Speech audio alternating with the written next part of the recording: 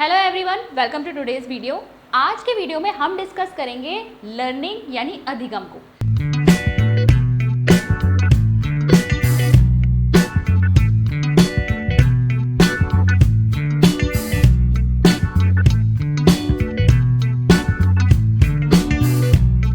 तो देखिए, लर्निंग के कॉन्सेप्ट और कैरेक्टरिस्टिक्स यहाँ पर देखेंगे।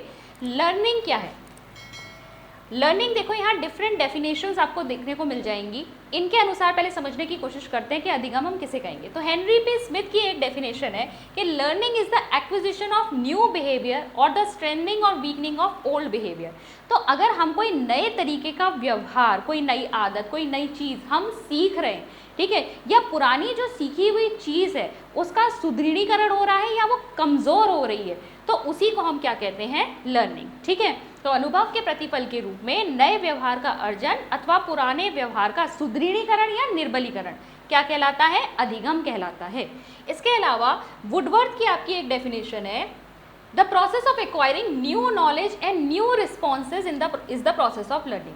तो आप जब कोई नया ज्ञान सीख रहे हैं या फिर आप कोई नए तरीके के रिस्पॉन्स, कोई नए तरीके की चीज़ आपने अनुभव की, आपने किसी नए काम को करना सीखा, तो वो क्या होगा? अधिगम कहलाएगा।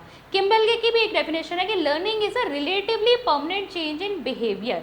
ये इंपॉर्टेंट है यहाँ से, ठीक है, and it occurs as a result of reinforced practice. आप बार बार किसी चीज़ की अगर प्रैक्टिस कर रहे हैं तो आपको क्या होता है? वो चीज़ ज़्यादा आपकी सुदृढ़ हो जाती है।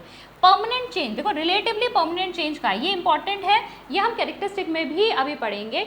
रिलेटिवली परमानेंट चेंज हम क्यों कहते हैं लर्निंग को? लर्निंग को देखो, ना तो ये कंप्लीटली परमानेंट है, ऐसा नहीं है कि एक बार आपने सीख ली तो आप इसे भूल नहीं सकते, भाई हम जो सीखी हुई चीज़ है उसको भूलते भी हैं, और ना ये बहुत ज़्यादा टेम्परेरी है। ठीक है, कोई चीज़ जो आपने पहले कभी सीखी थी, अगर आप आज उसे फिर से दोहराएं थोड़े समय के लिए, तो आप उस पर फिर से जो है आप अच्छे से उसे परफेक्टली कर सकते हैं। जैसे साइकिल चलाना ही है, आप सबने बचपन में साइकिल चलाई होगी, हो सकता है अब आप बहुत समय से साइकिल नहीं चला रहे होंगे, लेकिन ऐसा तो नहीं है कि आप उसे बिल्कुल भूल गए। अगर आज आपके साइकिल दे दी जाए तो कुछ मिनट की प्रैक्टिस के बाद आप फिर से चलाने लगेंगे, क्योंकि आपने बचपन में सीख रखी है। तो ये ना तो आप कंप्लीटली इसे टेम्परेरी कहेंगे, ना इसे बहुत ज़्यादा परमानेंट कहेंगे। अधिगम को हम मानते हैं कि रिलेटिवली परमानेंट चेंज है। ठीक है, ये आपका किसके अनुसार है? किम्बले के अनुसार।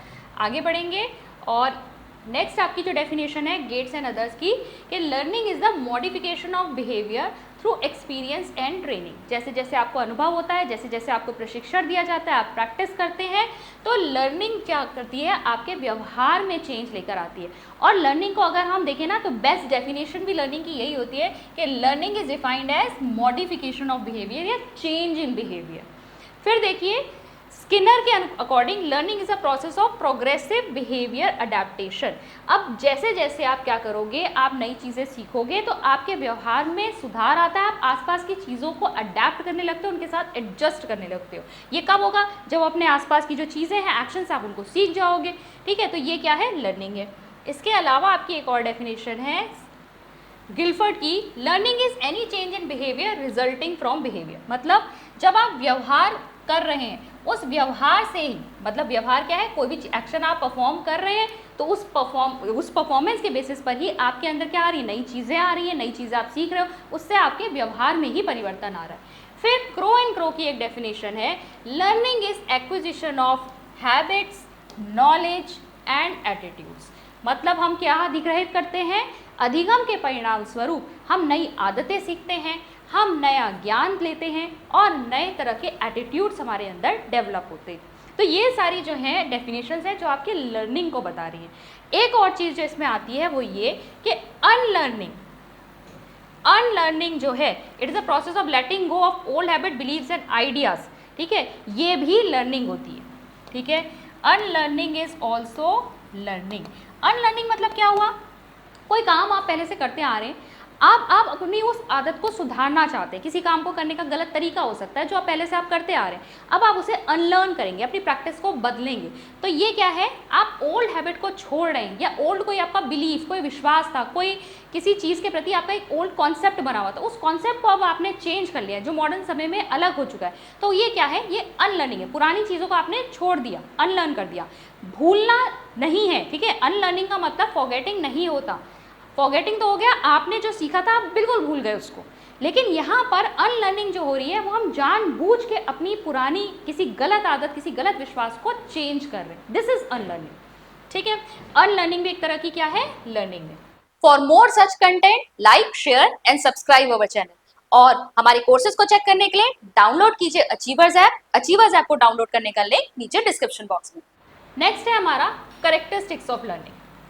अब हम सीखने की विशेषताएं देखेंगे। तो देखिए सबसे पहला आपका क्या आ रहा है, जैसे कि मैंने कहा था learning is change in behaviour. तो इस पर अगर आपका एमसीक्यू भी आता है ना, व्हाट इज लर्निंग, लर्निंग क्या है, एक्विजिशन ऑफ हैबिट है, एक्विजिशन ऑफ नॉलेज है, एक्विजिशन ऑफ एटीट्यूड है, या चेंज इन बिहेवियर है, तो बेस्ट आंसर आपका चेंज इन बिहेवियर है। लर्निंग के परिणाम स्वरूप हम क्या दिखते हैं, चेंज इन बिहेवियर देखते हैं। क्योंकि आपको कोई व्यक्ति सीख पाया है या नहीं सीख पाया, वो कैसे नजर आएगा, उसके व्यवहार में ही नजर आया था। एग्जाम्पल से देखें, पहले आपने बच्चों को क्लासरूम में कोई मैथ्स का कॉन्सेप्ट कराया, बच्चे उस कॉन्सेप्ट को पढ़ने से पहले उन क्वेश्चंस को, उस कॉन्सेप्ट के क्वेश्चंस को सॉल्व नहीं कर सकते थे। अब आपने बच्चों को पढ़ाया, अगर बच्चे के समझ में आ गया है तो अब बच्चा उससे रिलेटेड क्वेश्चंस कर पाएगा। ये क्या आया, उसके व्यवहार में परिवर्तन आया। तो लर्निंग आपको कैसे दिखाई दे रही है, चेंज इन बिहेवियर से दिखाई दे रही है। तो लर्निंग क्या है, चेंज इन बिहेवियर। फिर मैंने आपको अभी ये एक्सप्लेन किया था कि क्या है, ये रिलेटिवली परमानेंट चेंज है, ना बहुत ज़्यादा परमानेंट है ना बहुत ज़्यादा टेम्परेरी है, रिलेटिवली परमानेंट कहा जाता है इसको। फिर है it is a continuous life long process. Through out the life आप कुछ ना कुछ सीखते रहते हैं, किसी ना किसी पक्ष में आपकी लर्निंग चलती ही रहेगी। आप ओल्ड एज में भी लोगों को देखो ना, उनको पहले अगर मोबाइल चलाना नहीं आता तो नए मोबाइल को, आप डिवाइस को सीख रहे होते हैं। तो बहुत सारी चीज़ें जो हैं अलग अलग पक्षों में हमारे यहाँ लर्निंग चलती ही रहती है। तो इसीलिए हम कहेंगे कि ये लाइफ लॉन्ग चलने वाला प्रोसेस है। फिर देखिए ये यूनिवर्सल प्रोसेस है। हम इसे यूनिवर्सल प्रोसेस क्यों कह रहे हैं, यूनिवर्सल कहने का मतलब है लर्निंग हमें हर स्पीशी में दिखाई देती है। हम सिर्फ ह्यूमन बीइंग की बात नहीं कर रहे, हर स्पीशी जो है अपनी अपनी कैपेबिलिटीज़ के अकॉर्डिंग चीज़ों को सीखती है। अगर अब एक मंकी की बात करें तो उसका काम क्या है, भाई उसे फलों के लिए पेड़ों पे चढ़ना है, तो वो वही सीखेगा अपनी टेल की सहायता से, कैसे मुझे पेड़ों के ऊपर एक पेड़ से दूसरे पेड़ छलांग लगानी, कैसे उस पर चढ़ना है। तो एक कैट है, कैसे देखेगी भाई उसे माउस को कैसे हंट करना है, या जंगल में जो शेर है वो क्या देखेगा, मुझे कैसे हंटिंग करनी है, कैसे शिकार करना है। और वो इस तरीके से चीज़ों को सीखते हैं। सीखना जो है एक यूनिवर्सल प्रोसेस है, हर स्पीशी के लिए जो भी उसकी कैपेबिलिटीज़ के अकॉर्डिंग रिक्वायर्ड है वो उसके अकॉर्डिंग लर्निंग करेगा। फिर देखिए it is purposive and goal directed. क्या है ये गोल डायरेक्टेड है, यानी लक्ष्य निर्देशित है। हमेशा जो लर्निंग होती है किसी ना किसी उद्देश्य के लिए होती है। आपके सामने कोई गोल होगा जिसे प्राप्त करने के लिए ही आप चीज़ों को सीखेंगे। चाहे आप गलत चीज़ भी सीख रहे हैं ना, तो आप क्या करोगे, हमेशा आपके सामने कोई गोल होगा। टीचिंग में अगर हम देखें तो टीचिंग में आपके सामने जब टीचर जो भी कॉन्सेप्ट पढ़ाना होता है उसके लिए वो सबसे पहले क्या निर्धारित करती है, ऑब्जेक्टिव्स, उद्देश्य। ठीक है, आपने बीएड के दौरान भी किया होगा, सबसे पहले आप लेसन पढ़ाने से पहले लेसन प्लान में क्या लिखते हो, इस लेसन को पढ़ाने के उद्देश्य क्या है। ठीक है, ऑब्जेक्टिव्स। फिर आपके जनरल ऑब्जेक्टिव्स, स्पेसिफिक ऑब्जेक्टिव्स होते हैं ना, तो ये आपके ऑब्जेक्टिव जो हैं हमेशा डिफाइंड होने चाहिए, जिसके तरफ आपकी लर्निंग होगी। अब मैंने गलत आदतों की जो बात की, जैसे अगर बच्चे किसी एडोलसेंस एज में जैसे ड्रग्स देना भी सीख जाते हैं या कोई गलत आदत सीख रहे हैं, तो वहाँ भी उद्देश्य है, वो क्या सोच रहे हैं कि इससे हमें आनंद प्राप्त होगा। वो गलत है, लेकिन फिर भी हमेशा जो लर्निंग होती है वो किसी ना किसी उद्देश्य के लिए होती है। फिर देखिए it involves reconstruction of experiences. पहले से आप कोई काम करते हुए आ रहे थे, अगर मान लो उसे करने का कोई गलत तरीका आपको पता था आपको, या फिर मान लीजिए कोई मैथ्स का सम ले लीजिए, आपको बहुत लॉन्ग मेथड पता था, किसी ने आपको शॉर्ट ट्रिक बताई, अब आप उसे शॉर्ट ट्रिक से इजीली कर सकते हैं। तो आपने क्या किया, यहाँ पर आपने अपने अनुभवों में चेंज किया, पुनर्संरचना की उसकी। ठीक है, पुनर्निर्माण किया। तो रिकन्स्ट्रक्शन ऑफ एक्सपीरियंस इसके अंदर इंक्लूडेड होता है। It is a product of activity and environment. आपके आसपास जो एनवायरनमेंट है, ठीक है, जो पर्यावरण है, उसमें जो भी परिस्थितियां आपके सामने आ रही हैं, आप उसके ऊपर एक्शन लेते हो, कोई एक्टिविटी करते हो, उसी से आपकी लर्निंग होती है। तो लर्निंग क्या है, ये प्रोडक्ट है एक्टिविटी का, एनवायरनमेंट का।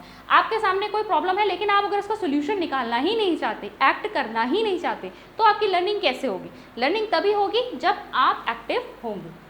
फिर है it is transferable from one situation to other situation. तो ट्रांसफर ऑफ लर्निंग भी हमारा जो है ना एक टॉपिक है, ट्रांसफर ऑफ लर्निंग। यहाँ पर मैं आपको एक बेसिक बता देती हूँ। आपकी 3 तरह की ट्रांसफर ऑफ लर्निंग होती है अगर हम बेसिकली देखें तो। पहला होता है आपका पॉजिटिव ट्रांसफ़र, दूसरा होता है आपका नेगेटिव ट्रांसफ़र, और तीसरा होता है आपका ज़ीरो ट्रांसफ़र। ठीक है, पॉजिटिव ट्रांसफ़र में हम क्या देखेंगे, अगर एक सिचुएशन में सीखी हुई चीज़ आपको दूसरी सिचुएशन में सीखने में हेल्प कर रही है तो ये पॉजिटिव ट्रांसफ़र है। जैसे एक सिचुएशन ले लेते हैं कि आपको साइकिल चलाना आता है और अब आप स्कूटी चलाने की कोशिश कर रहे हैं, तो साइकिल चलाना आना आपको स्कूटी सीखने में हेल्प करेगा क्योंकि आपको टू व्हीलर पे बैलेंस करना आता है। This is your positive transfer of learning. Negative transfer of learning कब होता है? जब एक सिचुएशन में सीखी हुई चीज़ आपको दूसरी चीज़ को सीखने में क्या करती है? हिंड्रेंस क्रिएट करती है, मतलब कि वहाँ पर बाधा उत्पन्न कर रही है आपके लिए, तो ये क्या हो जाएगा? Negative transfer. जैसे आपको साइकिल चलानी आती है, स्कूटी चलानी आती है, अब आप गाड़ी चलाना सीख रहे हो, तो जब कार चलाना सीखोगे तो वहाँ पर क्या है, आपके जो कंट्रोल्स हैं वो एकदम डिफरेंट है। स्कूटी में आपको सब कुछ क्या करना है? हैंडल से कंट्रोल करना है, पैर में बहुत सारी कम चीज़ें हैं आपकी, यहाँ पर सब चीज़ें क्या है? हाथ से ही मैनेज करनी है। जबकि वहाँ कार में आप देखोगे एक्सीलरेटर, ब्रेक, क्लच वगैरह यहाँ नीचे, मैनुअल कार की अगर हम बात करें, फिर स्टीयरिंग से आपको सिर्फ डायरेक्शन देना है, बाकी बहुत सारी चीज़ें आपको पैर से भी कंट्रोल करनी है, यहाँ हाथ से आपको गियर भी चेंज करना है, जो स्कूटी में अवेलेबल नहीं होता है। तो यहाँ पर नेगेटिव ट्रांसफ़र है। जिसको स्कूटी चलानी आती थी लेकिन अब वो कार चलाना सीख रहा है, उसको डिफिकल्टी हो रही है, तो ये नेगेटिव ट्रांसफ़र हो गया। जीरो ट्रांसफ़र कब होता है? जब ए सिचुएशन और बी सिचुएशन में कोई रिलेशनशिप नहीं होता, ना ए सिचुएशन में सीखी हुई चीज़ बी को हेल्प कर रही है और ना ही वो कोई हिंड्रेंस क्रिएट कर रही है, तो ये जीरो ट्रांसफ़र हो गया। जैसे आप कुकिंग जानते हैं और आप फुटबॉल खेलते हैं, तो कुकिंग जानने से फुटबॉल खेलने में कोई आपको ऐसा ना हेल्प मिल रही है ना ही कोई हिंड्रेंस क्रिएट हो रहा है, तो जीरो ट्रांसफ़र हो गया। ठीक है, नेक्स्ट है आपका नॉट नेसेसरीली इम्प्लाई इम्प्रूवमेंट। अधिगम से हमेशा सुधार हो ये ज़रूरी नहीं है। अगर आप किसी चीज़ को करने का गलत तरीका सीख जाएं तो इससे सुधार थोड़ी ना हो रहा है, या आप गलत आदतें सीख जाते हैं तो उससे भी सुधार नहीं होता है। Not necessary development in right direction. ज़रूरी नहीं है कि हमेशा लर्निंग से आपको सही दिशा में ही डेवलपमेंट मिल रहा हो। ठीक है, कई बार लोग एग्जाम की प्रिपरेशन कर रहे होते हैं लेकिन गलत तरीके से कर रहे हैं। अब ऐसा नहीं है कि सीख नहीं रहे, सीख तो बहुत कुछ रहे लेकिन सही दिशा में नहीं सीख रहे, इसीलिए जो गोल वो प्राप्त करना चाहते हैं उसमें वो आगे नहीं बढ़ पा रहे। तो यहाँ पर डेवलपमेंट जो है ज़रूरी नहीं है हमेशा राइट डायरेक्शन में हो। Helps in teaching learning process. ठीक है, तो लर्निंग क्या करती है? ऑब्वियसली टीचिंग लर्निंग प्रोसेस में तो हेल्प करेगी। शिक्षक जो है यहाँ सिखा रहा है, बच्चे सीख रहे हैं, लर्निंग अगर होगी तभी टीचिंग लर्निंग प्रोसेस आगे बढ़ेगा। Helps in balance development of personality.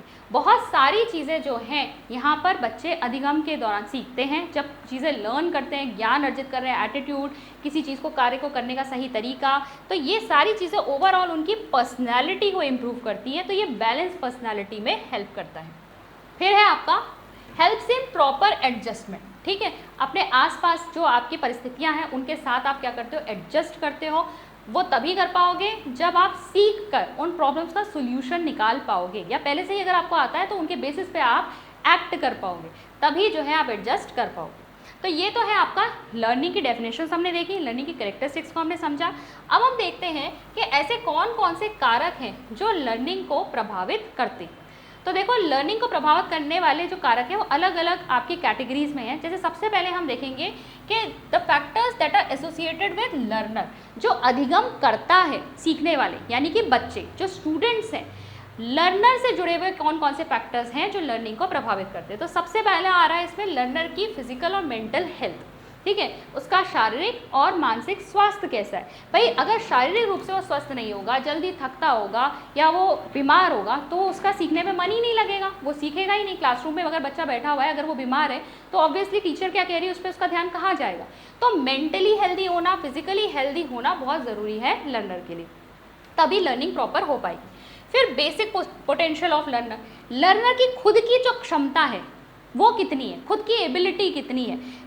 कुछ बच्चे जो होते हैं बहुत एबल होते हैं किसी एक पर्टिकुलर फील्ड में, तो वो जैसे स्पोर्ट्स में अगर कोई बहुत ज़्यादा अच्छा है किसी पर्टिकुलर स्पोर्ट में, तो वो ऑब्वियसली उसमें अच्छा करके दिखाएगा। किसी एक बच्चे के अगर हम देखेंगे तो उसे उस स्पोर्ट में ना तो इंटरेस्ट है ना ही उसकी पोटेंशियलिटी है, वो आर्ट्स वगैरह में ज़्यादा अच्छा करना चाहता है, वो ड्राइंग करना चाहता है, तो ऑब्वियसली हम उस फील्ड में ज़्यादा अच्छा कर पाएंगे जिसमें हमारा पोटेंशियल है, जिसमें हमारी एबिलिटी, जिसमें हमारी क्षमता है। फिर है learners innate abilities and capacities for learning a thing. तो अंदर से हमारे अंदर जो है कितनी एक चीज़ को इन्नेट एबिलिटी यानी आंतरिक रूप से हमारे अंदर क्षमता कितनी है किसी पर्टिकुलर चीज़ को सीखने की। ठीक है, तभी हम उस चीज़ को सीख पाएंगे। फिर है general intelligence and specific knowledge, understanding and skills related to a particular learning area. एक पर्टिकुलर अधिगम क्षेत्र से जुड़ी हुई हमारे पास सामान्य बुद्धि है या नहीं, उसकी विशिष्ट ज्ञान, उसमें जो रिलेटेड चीज़ें यूज़ हो रही हैं या जो विशिष्ट ज्ञान हमें एक पर्टिकुलर एरिया से रिलेटेड चाहिए वो हमें आता है या नहीं, हम उसकी अंडरस्टैंडिंग रखते हैं या नहीं, या हमारे अंदर उसे देखने के स्किल्स हैं या नहीं, उससे जुड़े हुए कौशल हैं या नहीं। भाई सब एस्ट्रोनॉट तो नहीं बन जाते ना, किसी को उस वाले फील्ड में अगर इंटरेस्ट होगा, वहाँ से रिलेटेड जो नॉलेज है वो बार बार लेता होगा, उसे सीखने की क्षमता होगी, उससे काम करने के एज एन एस्ट्रोनॉट काम करने के स्किल्स उसके अंदर होंगे, तभी वो उस क्षेत्र में अच्छा कर पाएगा। फिर देखिए interest, attitudes and aptitudes related to learning of a particular thing. इसके अलावा बच्चे की अपनी रुचि, ठीक है, बच्चे की रुचि किस चीज़ में, उसकी रुचि भी जो है अधिगम को प्रभावित करती है। उसका एटीट्यूड कि मैं इस क्षेत्र में मेरी रुचि भी है, मैं इसमें अच्छा करके दिखाऊं, उसका एप्टीट्यूड, ये सारी चीज़ें, उसकी अधिगमता जो है, उसकी अभिक्षमता, ये सब चीज़ें जो है उसकी लर्निंग को अफेक्ट करती हैं। फिर level of aspiration and achievement motivation, बच्चा कितना अभिप्रेरित है, उसका लेवल ऑफ एस्पिरेशन यानी आकांक्षा का स्तर क्या है, वो कहाँ तक पहुँचना चाहता है उस फील्ड में। कई लोग जो है वो एवरेज में ही खुश होते हैं, कुछ लोग जो है वो टॉपर बनना चाहते हैं। तो ये जो लेवल ऑफ एस्पिरेशन है, मोटिवेशन है, ये भी आपका अधिगम में क्या करता है, कारक के रूप में रोल प्ले करता है। गोल्स ऑफ लाइफ, जीवन में आपका लक्ष्य क्या है, कहाँ तक आप पहुँचना चाहते हैं, ये भी आपके अधिगम के स्तर को जो है डिफाइन करेगा। फिर है आपका रेडीनेस एंड विल पावर, आप तत्पर कितने। लर्निंग में हम कहते हैं आप तब तक बच्चे को कुछ नहीं सिखा सकते जब तक वो खुद से तैयार नहीं है सीखने के लिए। अगर बच्चा रेडी नहीं है सीखने के लिए तो आप उसे सिखा ही नहीं पाओगे। तो बच्चे का रेडी होना बहुत ज़रूरी है, बच्चा खुद से कितना तत्पर है, कितनी उसमें विल पावर है किसी चीज़ को सीखने की। तो ये आपकी हिंदी में भी लिखे हुए हैं, आप चेक कर सकते हैं। नेक्स्ट देखेंगे, नेक्स्ट जो है हमारे वो है factors associated with type of learning experiences, सीखने के अनुभव के प्रकार से जुड़े हुए कारक। ठीक है, तो अब किस तरह की मतलब जो सीखने की प्रकृति है, हम क्या क्या अधिगम अनुभव दे रहे हैं, उससे रिलेटेड जो कारक हैं वो भी अफेक्ट करते हैं। जैसे कि अभी जो आप लर्निंग एक्सपीरियंस दे रहे हैं, अधिगम अनुभव दे रहे हैं, वो कैसा है, फॉर्मल है, इनफॉर्मल है, इंसिडेंटल है, वेल प्लान्ड है, डायरेक्ट है, इनडायरेक्ट है। इसको थोड़ा सा समझ लेते हैं। भाई फॉर्मल का मतलब क्या होता है, औपचारिक। जैसे हम स्कूल कॉलेज में बैठकर पढ़ते हैं, वहाँ पर सारी चीज़ें क्या होती हैं, फिक्स्ड होती है, हमारा टाइम टेबल फिक्स्ड है, सिलेबस फिक्स्ड है, किस समय पे हमारे एग्जाम होंगे फिक्स है, जो बच्चे वहाँ पर पर्टिकुलर क्लास में एनरोल हो रहे हैं उनकी एज फिक्स है, एडमिशन वगैरह की डेट फिक्स होती है, एक साल में आपको करिकुलम खत्म करना होता है, सारी चीज़ें वहाँ पर क्या होती हैं, प्रॉपर तरीके से डिफाइंड होती है। ये होता है फॉर्मल। इनफॉर्मल क्या होता है, घर में आप किसी से भी कुछ भी सीख रहे हैं, आप अपनी मम्मी से कुकिंग सीख रहे हैं या अपने बड़े भाई से साइकिल चलाना सीख रहे हैं, कोई गेमिंग सीख रहे हैं, कुछ भी चीज़ें इस तरह की है, वो इनफॉर्मल, यहाँ कुछ भी फिक्स नहीं होता। तीसरा एक और होता है, मैं आपको बता देती हूँ, नॉन फॉर्मल। ठीक है, नॉन फॉर्मल होता है जिसे हम कहते हैं निरौपचारिक। निरौपचारिक ये क्या होता है, यहाँ पर चीज़ें फिक्स हैं लेकिन थोड़ी बहुत फ्लेक्सिबिलिटी है। जैसे कि आप ओपन यूनिवर्सिटीज़ और ओपन स्कूल्स की बात कर सकते हैं। ठीक है, अगर हम ओपन स्कूल्स और ओपन यूनिवर्सिटीज़ की बात करें तो यहाँ पर एज का ऐसा कोई फिक्स बैरियर नहीं है, यहाँ पर ज़रूरी नहीं है कि एज फिक्स हो, यहाँ पर आप कोई भी सब्जेक्ट्स ले सकते हैं। ओपन यूनिवर्सिटीज़ में आप जाएंगे, आप अपने मन के सब्जेक्ट को सिलेक्ट कर सकते हैं। इसके अलावा यहाँ पर आपको रेगुलर क्लासेस अटेंड नहीं करनी पड़ती, कोई ऐसा टाइम टेबल नहीं है कि भाई आपको इतने से इतने समय तक बैठना पड़ेगा, कोई यूनिफॉर्म नहीं है। तो ये सारी चीज़ें जो है यहाँ पर फ्लेक्सिबिलिटी आपको मिल जाती है, लचीलापन है यहाँ पर, तो ये हो जाता है आपका नॉन फॉर्मल। फिर होती है incidental and well planned. Incidental मतलब आकस्मिक, अभी आपके सामने कोई सिचुएशन अराइज हुई, आपने कोई काम को करना सीखा, तो ये क्या हो गया, आकस्मिक, अचानक आपके सामने कोई चीज़ आ गई। वेल प्लान्ड क्या हो गया, जैसे कि आपका स्कूल में आपके लिए पूरे साल भर का करिकुलम डिसाइडेड है कि इतने सब्जेक्ट्स पढ़ाए जाएंगे, इसमें ये यूनिट्स पढ़ाए जाएंगे, इस तरीके से आपको टाइम टेबल दिया जाएगा, तो वो वेल प्लान्ड हो गया। ठीक है, फिर डायरेक्ट है, इनडायरेक्ट है। डायरेक्टली हो गया कि डायरेक्टली टीचर से आप सीख रहे हैं, इनडायरेक्ट हो गया हम दूसरों को कुछ करते हुए देख रहे होते हैं और उससे हम चीज़ें सीख लेते हैं। मतलब डायरेक्ट हमें नहीं लर्निंग हो रही है, हमें सिखाने के लिए ही नहीं सिखाया जा रहा है, लेकिन हम फिर भी तो हम अपने आसपास बहुत सारी चीज़ें सीख लेते हैं, तो ये हो जाता है इनडायरेक्ट। फिर देखिए इसके अलावा आएगा आपका whether learning experiences are suitably selected on the basis of principle of child centredness. जो अधिगम अनुभव आप बच्चे को दे रहे हैं उनका सिलेक्शन भी बहुत प्रॉपर करना होता है। सबसे पहले तो वो किस पर बेस्ड होने चाहिए, जो आपका बाल केंद्रितता का सिद्धांत है। बाल केंद्रितता का सिद्धांत क्या कहता है, हर चीज़ आपको बच्चे को ध्यान में रखकर उसके अकॉर्डिंग बनानी है। बच्चे का लेवल क्या है, बच्चे की एज क्या है, उसका मानसिक स्तर कैसा होगा, वो कैसे ज़्यादा अच्छी तरीके से समझ पाएगा, तो ये सारे प्रिंसिपल्स जो हैं वो फॉलो होने चाहिए, तभी वो अधिगम अनुभव सूटेबल हो पाएगा उस पर्टिकुलर चाइल्ड के लिए। प्रिंसिपल ऑफ एक्टिविटी, गतिविधि का सिद्धांत है या नहीं, करके सीखना ज़्यादा अच्छा माना जाता है। फिर criteria of activity, age, grade, and experiences of the learner, बच्चे का आयु क्या है, उस कौन सी क्लास में पढ़ता है, हमें किस तरह की एक्टिविटी उसके लिए प्लान करनी चाहिए, ये सारी चीज़ें जो है अधिगम अनुभव को रिच बनाती है। आप अगर बच्चे को बिल्कुल ध्यान में रखकर कि भाई इसके लिए हमें क्या एक्टिविटी प्लान करनी चाहिए ताकि बच्चा ये कॉन्सेप्ट जो है वो सीख पाए, अगर आप इस तरीके से प्लान करेंगे तभी वो अधिगम अनुभव जो है बच्चे के लिए सूटेबल हो पाएगा। फिर देखिए, whether learning experiences are suitably organized for the attainment of desired educational objective आएगा, objective और not। तो जो अधिगम अनुभव का चुनाव आप कर रहे हैं वो कैसा होना चाहिए, जो आपने ऑब्जेक्टिव या उद्देश्य निर्धारित किए हैं उसको प्राप्त करने वाला।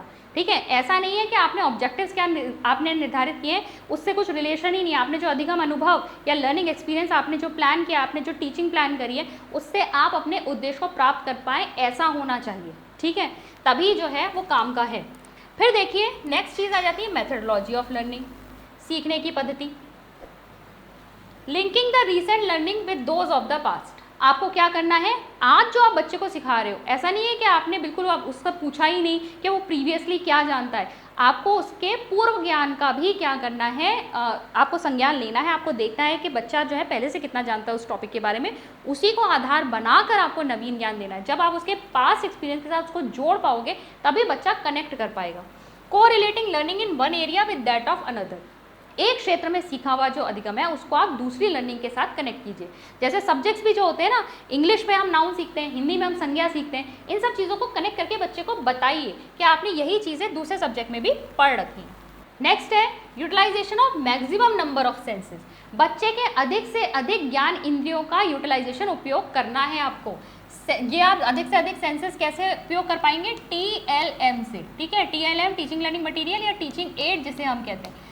तो टीचिंग एड्स का सबसे अच्छा यूज़ ही ये होता है कि भाई हम अधिक से अधिक जो सेंसेस हैं वो जागृत कर पाते हैं। बच्चा जब देख भी रहा है, सुन भी रहा है, स्मेल कर रहा है, छू रहा है, करके देख रहा है, तब वो ज़्यादा अच्छे से सीख पाएगा। ठीक है, फिर है रिवीजन एंड प्रैक्टिस। तो बिल्कुल रिवीजन करना, प्रैक्टिस करना, किसी भी टॉपिक को अगर आप बार बार रिवाइज कराएंगे, उसकी प्रैक्टिस या अभ्यास बच्चे को कराएंगे तभी वो और ज़्यादा सुदृढ़ हो पाएगा। इसके अलावा provision of proper feedback and reinforcement. जब आप बच्चों से क्वेश्चनिंग कर रहे हैं या जब बच्चा कार्य कर रहा है तो उसको सही समय पे सही तरह का पृष्ठ पोषण फीडबैक देना, और अगर बच्चा अच्छा कर रहा है तो उसको रीइंफोर्समेंट देना बहुत ज़रूरी है। बाद में नहीं देना है, जिस समय बच्चा काम कर रहा है उसके तुरंत बाद हमको बताना है उसको कि बच्चे ने अच्छा काम किया है या नहीं, या अगर गलत भी किया है तो हमें उसे प्रॉपर फीडबैक देना है कि तुम्हारी गलती कहाँ पर थी और अब तुम इसे कैसे ठीक कर सकते हो। तो फीडबैक और रीइंफोर्समेंट भी बहुत अच्छा रोल प्ले करते हैं आपकी लर्निंग में। फिर नेक्स्ट है आपका the selection of the suitable learning methods and teaching. तो पर्टिकुलर टॉपिक या पर्टिकुलर सब्जेक्ट पढ़ाने के लिए भी आपको सही तरह का टीचिंग मेथड सेलेक्ट करना बहुत ज़रूरी होता है। तो टीचिंग मेथड, लर्निंग मेथड जो है आपका वो प्रॉपर होना चाहिए। फिर देखिए नेक्स्ट आते हैं आपके factors associated with man and material resources. ठीक है, तो इसमें मैन एंड मटेरियल रिसोर्सेज में कौन आ जाएगा भाई, फैक्टर सबसे पहले तो किससे कौन से ह्यूमन रिसोर्स के साथ बच्चा कनेक्ट कर रहा है, टीचर। तो यहाँ पर देखिए quality of the teacher in terms of his mastery over the subject matter, teaching skills, rich experiences and teacher like qualities and behaviour. तो सबसे पहले तो टीचर की क्वालिटी के टर्म्स पे, यानी शिक्षक कितना गुणवान है, कितनी गुणवत्ता है उसके शिक्षण में, ये देखना बहुत ज़्यादा ज़रूरी है। यानी उसे अपने सब्जेक्ट पर, अपने विषय पर कितनी ज़्यादा कमांड है। इसके अलावा उसके जो टीचिंग स्किल्स, उसके जो शिक्षण कौशल है उस पर उसको कितना मतलब उसका एक्सपीरियंस है, कितना उसको कमांड है उस पर, कितने अच्छे टीचिंग स्किल्स हैं उसके। फिर रिच एक्सपीरियंसेस होने चाहिए उस पर, यानी कि उसको अनुभव होना चाहिए, जितना अनुभवी टीचर होगा उतना ज़्यादा अच्छा होगा। और क्वालिटीज़ और बिहेवियर, टीचर लाइक क्वालिटीज़ क्या होती हैं भाई, कंपैशन होना चाहिए, बच्चों से आपको प्यार से बात करनी है, अच्छी तरीके से टॉपिक को समझाना है, कंपैशनेट होना है, बच्चे के साथ आपका रिलेशन ऐसा होना चाहिए कि बच्चा अपनी प्रॉब्लम आपसे कह सके, उसके डाउट क्लियर करने। तो ये सारी चीज़ें जो हैं एक टीचर के अंदर होनी चाहिए। फिर नेक्स्ट है आपका socio emotional climate such as teacher pupil relationship, pupil pupil relationship and school staff relationship. तो यहाँ पर सोशियो इमोशनल मतलब जो सामाजिक और भावात्मक जो एनवायरनमेंट है उस समय क्लासरूम का, स्कूल का, वो भी आपका इसमें रोल प्ले करता है। तो यहाँ पर देखिए टीचर प्यूपल रिलेशनशिप यानी शिक्षक और विद्यार्थी का जो रिलेशनशिप है वो अच्छा होना चाहिए। मैंने जैसे बताया ना, कंपैशनेट होना चाहिए, एम्पैथी होनी चाहिए बच्चे के प्रति आपके अंदर, बच्चा अपनी आसानी से बात कह सके आपसे। प्यूपल प्यूपल रिलेशनशिप, बच्चों का आपस में भी रिलेशनशिप अच्छा होना चाहिए, बहुत ज़्यादा जेलेसी या कॉम्पिटिशन की भावना नहीं होनी चाहिए। अच्छी हेल्दी जो कॉम्पिटिटिव भावना है वो होनी चाहिए, कोऑपरेटिव होना चाहिए, साथ में मिलकर काम करें। इसके अलावा स्कूल का जो स्टाफ है उनका भी आपस में रिलेशनशिप अच्छा होना चाहिए, ठीक है, तभी जो है कोलैबोरेटिवली वो ढंग से काम कर पाएंगे। फिर है availability of appropriate learning material and facilities like teaching, learning aid, text book, library, laboratory facility. इसके अलावा एनवायरनमेंट की जब हम बात कर रहे हैं तो जब टीचिंग लर्निंग होनी है तो वहाँ पर एप्रोप्रिएट चीज़ें भी उपस्थित होनी चाहिए बच्चे की वो जो लर्निंग एक्सपीरियंस है उसको रिच बनाने के लिए, टीचर की हेल्प करने के लिए, टीचिंग की जो प्रोसेस है उसको फैसिलिटेट करने के लिए। अब यहाँ पर appropriate learning material, study material अच्छा होना चाहिए, टीचिंग लर्निंग एड्स यहाँ पर होनी चाहिए, यानी कि टीचिंग एड्स बहुत ज़्यादा इंपॉर्टेंट है यहाँ पर, टेक्स्ट बुक्स होनी चाहिए, लाइब्रेरीज होनी चाहिए, लेबोरेटरी की फैसिलिटीज़ होनी चाहिए ताकि बच्चा जो है एक्टिविटी करके चीज़ों को सीख पाए। फिर देखिए proper conducive environment and learning situations. अब प्रॉपर कंड्यूसिव एनवायरनमेंट ऐसा एनवायरनमेंट जहाँ पर बच्चा जो है पढ़ने के लिए जो है उसका मन करे, ऐसा एनवायरनमेंट नहीं बनाना है जहाँ डिस्ट्रैक्शंस हो रहे हैं, बहुत ज़्यादा आवाज़ें हो रही हैं, शोर हो रहा है, बच्चा जो है उसका ध्यान ही नहीं लग रहा। तो कंड्यूसिव एनवायरनमेंट के लिए क्या क्या चीज़ें ज़रूरी है भाई, सिटिंग अरेंजमेंट अच्छा होना चाहिए। अगर बच्चे की बैठने की जो व्यवस्था है वो ठीक से नहीं होगी तो बच्चा जो है इतने देर तक बैठ नहीं पाएगा। टाइम टेबल जो देखिए आपको पता ही है 6-6 घंटे का अगर आपका स्कूल भी होता है तो वहाँ पर प्रॉपर टाइम पे बच्चे को बैठना है, तो बैठने के लिए वहाँ पर उचित व्यवस्था होनी चाहिए, अदरवाइज जो है बच्चा टायर्ड हो जाएगा जल्दी और फिर वो सीखेगा नहीं। फिर देखिए काम एंड पीसफुल एनवायरनमेंट होना चाहिए, जैसा कि मैंने कहा हल्ला उल्ला नहीं होना चाहिए, डिस्ट्रैक्शंस नहीं होने चाहिए। Management and control of factors leading to distraction, बच्चे का ध्यान इधर उधर ना भटके, इसका प्रॉपर प्रबंध होना चाहिए वहाँ पर। टीचर के भी कंट्रोल में बहुत चीज़ें होती हैं। फिर देखिए cooperative and competitive group situation, जब आपको ग्रुप एक्टिविटीज़ करानी है तो क्लासरूम में जो एनवायरनमेंट है वो अच्छा होना चाहिए। बच्चों के बीच में कैसी भावना होनी चाहिए, एक दूसरे के साथ समन्वय बिठाकर काम करने की आदत होनी चाहिए, ना कि कॉम्पिटिटिव भावना। कॉम्पिटिटिव भावना अगर होगी भी तो कैसी होगी, हेल्दी कॉम्पिटिशन होना चाहिए। फिर कॉन्जेनियल लर्निंग एनवायरनमेंट एट होम, इसके अलावा घर पर भी बच्चे को जो है अच्छा एनवायरनमेंट मिले जहाँ पर वो और चीज़ें सीख सके। Provision of proper change, rest and recreation, अब टाइम टेबल आपको इस तरीके से बनाना है कि बच्चे को परिवर्तन का मौका मिले, रेस्ट का भी मौका मिले, ठीक है, रिक्रिएशन यानी मनोरंजन का भी मौका मिले। इसीलिए हम सारे भारी पीरियड एक साथ नहीं लगाते, हम बीच बीच में पीटी, गेम्स, म्यूजिक, ड्राइंग, इन सब के पीरियड भी रखते हैं ताकि बच्चे को रेस्ट भी मिले और बच्चे का मनोरंजन भी हो। इसके अलावा provision of the opportunity for creativity and self expression, इसके अलावा बच्चे को आपको क्या देनी है, आपको वहाँ पर अवसर प्रदान करने हैं ताकि बच्चा अपनी रचनात्मकता को दिखा सके और अपने आप को अच्छी तरीके से अभिव्यक्त कर सके। बच्चे की जो इच्छाएं होती हैं या वो क्या कहना चाह रहा है उसको कभी भी दबाना नहीं चाहिए, सुनना चाहिए, बच्चे को अभिव्यक्त करने देना चाहिए, तभी हम समझ पाएंगे कि बच्चा जो है क्या कहना चाहता है और उसकी लर्निंग कैसे करनी है, उसका आगे डेवलपमेंट किस तरीके से करना है। तो ये हमने लर्निंग का बेसिक कॉन्सेप्ट समझा, हमने डेफिनेशंस देखी, कैरेक्टरिस्टिक्स देखी और साथ ही साथ हमने कारक देखे कौन कौन से जो हैं वो इसको अफेक्ट करते हैं। आज के वीडियो में बस इतना ही। आई होप आपको क्लियर हुआ होगा। मैं मिलती हूँ आपसे नेक्स्ट वीडियो में। Thank you.